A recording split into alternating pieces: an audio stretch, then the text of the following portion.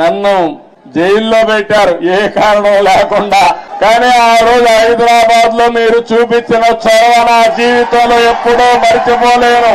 ఇప్పుడు సెంటర్ లో గాని అదే మాదిరిగా గచ్చిబౌలిలో మీటింగ్ పెడితే రెచ్చిపోయిన ఉత్సాహంతో నాయకులు లేకపోయినా మేమే నాయకులని చెప్పి లక్షల మంది వచ్చారంటే అది నా జీవితంలో ఎప్పుడూ జైల్లో ఉండి చూసి నేను చేసిన పనికి నేను చేసిన అభివృద్ధి గుర్తుపెట్టుకుని నాకు సంఘీభావాన్ని తెలియజేశారంటే ఆ రోజే నేను అనుకున్నా నా జన్మ చరితార్థకమని.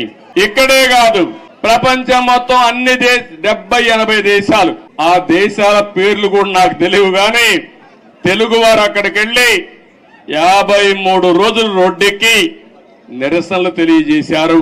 ఇది మరిచిపోలేని అనుభవం అని చెప్పి నేను మీకు తెలియజేస్తున్నా.